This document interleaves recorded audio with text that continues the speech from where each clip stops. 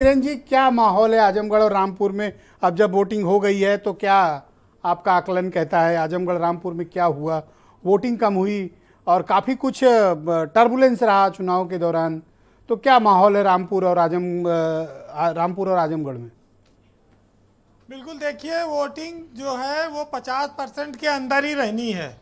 40-45% पहुंच जाए तो ये बड़ी बात होगी। लोग वोट देने भी कम निकले और पुलिस ने इतनी अच्छी सख्ती की कि अब की पैरामिलिट्री फोर्स को भी उसने फेल कर दिया कि जो वोट डालने में निकला है उसको भी कुछ प्रसाद दे ही दिया। तो एक तो इतना चौकन्नी पुलिस पहले कभी नहीं रही चुनाव में जितना इस बार थी। देखिए, इन दोनों चुनाव परिणामों से कोई देश की सियासत में बहुत फर्क नहीं आएगा। फर्क इतना है कि दोनों सपा की सीटें हैं। पिछली बार सपा और बसपा मिलकर लड़ी थी, तब जीते थे। अब अगर समाजवादी पार्टी जीतती है तो बीजेपी का कुछ जाएगा नहीं, और अगर बीजेपी जीतती है तो ये साफ है कि 2024 के लिए मैदान उत्तर प्रदेश में खुल गया है और बीजेपी उसको सरपट दौड़ना चाहेगी। योगी पार्ट 2 की जो सरकार आई है उसकी ये पहली चुनावी परीक्षा है, 3 महीने हुए करीब। तो इसलिए योगी के लिए ये चुनाव बड़ी अहमियत रखते हैं। वो दोनों जगह प्रचार करने भी गए। वो चाहते हैं कि रामपुर में आजम खां का किला ढहा दिया जाए। आजमगढ़ में जहां बीजेपी का खाता नहीं खुला विधानसभा में, वहां भी जीता जाए, कोशिश है। लेकिन अखिलेश यादव चुनाव प्रचार में नहीं गए। अखिलेश अपने पार्टी के राष्ट्रीय अध्यक्ष हैं, या तो वो कॉन्फिडेंट हैं कि वो जीत जाएगी उनकी दोनों सीटें, या वो बेफिक्र हैं कि जीते चाहे हारे, हमको आम चुनाव लड़ना है। अच्छा, कैंडिडेट धर्मेंद्र यादव से बढ़िया तो वो दे नहीं सकते थे और कोई था भी नहीं इनके पास।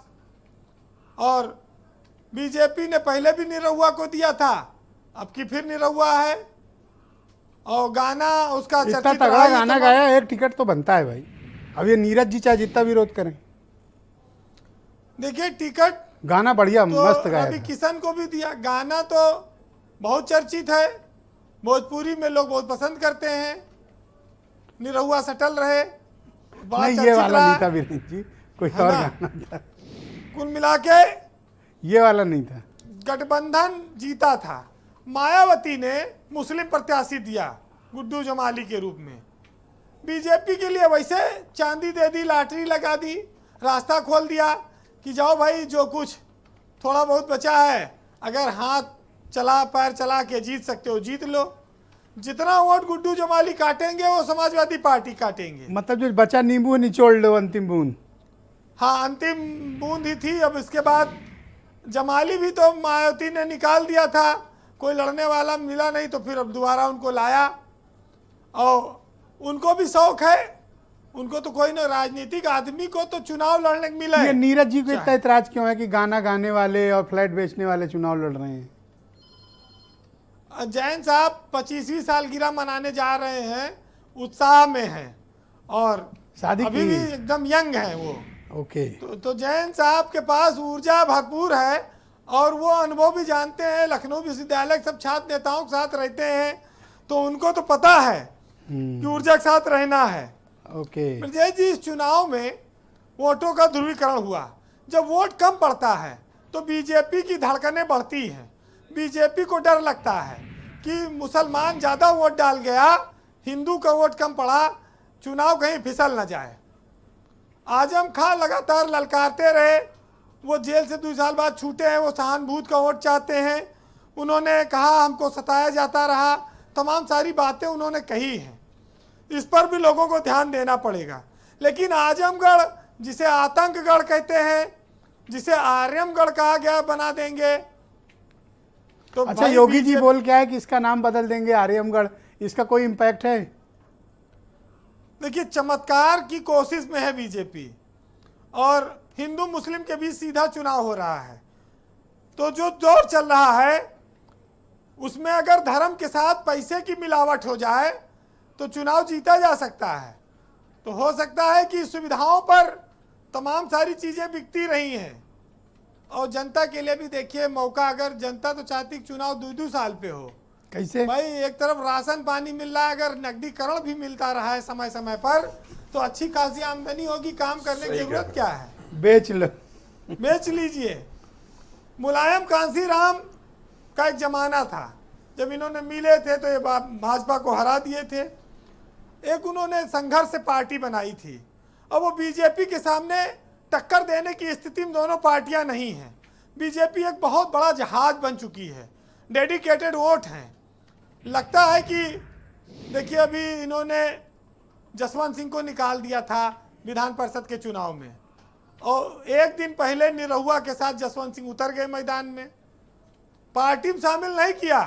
2-2 एमएलसी हैं वो और उनका लड़का दोनों, लेकिन उनसे लाभ ले लिया, प्रचार करा लिया, शामिल भी कर लेंगे देर सबेर जी। बस एक के फायदे की बात है, राहत की बात ब्रजेश जी, कि राजभर ने इनका साथ नहीं छोड़ा आजमगढ़ में, नहीं तो समाजवादी पार्टी को बहुत भारी नुकसान होता, क्योंकि राजभर वोट बहुत ज़्यादा है वहाँ।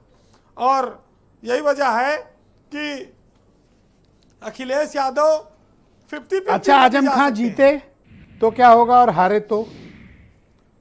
देखिए आजम खां पुराने तेवर में लौट रहे हैं। हाँ, एक दिन कह रहे थे टाइगर इज बैक, और सपा में रहेंगे। हार जीत तो अलग बात है, आजम खां के परिवार का तो कोई लड़ नहीं रहा, उनका मित्र है, लड़ रहे हैं, पार्टी के वो लोग हैं। लेकिन आजमगढ़ में अगर बीजेपी का खाता खुल गया तो ये 10 सीटें जो विधानसभा में जीते थे उसको ये फिर 2024 में जीतने की कोशिश करेंगे, और फिर कैंडिडेट ढूंढना मुश्किल हो जाएगा समाजवादी पार्टी के लिए आज की तारीख में। बहरहाल चुनाव चाहे जिस करवट बैठे, लेकिन साहित्य में आज मजा लीजिएगा फलों का, आम का भी, आम का मौसम चल रहा है जी। तो उस पर भी मैं 4 लाइन कहूँगा कि सब सुनो हवाओं, चिरागों को छोड़ दो तन्हा, जो जल रहे हैं उनको आजमाना क्या, और न रुकी वक्त की गर्दिश न जमाना बदला, पेड़ बस सूखा तो परिंदों ने ठिकाना बदला। और इलाही तूने भी क्या बेहतरीन निजाम बनाया है, और जो है फलों का राजा उसी को आम बनाया है। वाह वाह, बहुत शुक्रिया। थोड़ा आम मंगवा भी लीजिएगा, बहुत दिन इस बार टेस्ट भी नहीं किया गया। बहुत शुक्रिया बीरेन जी, आपका कार्य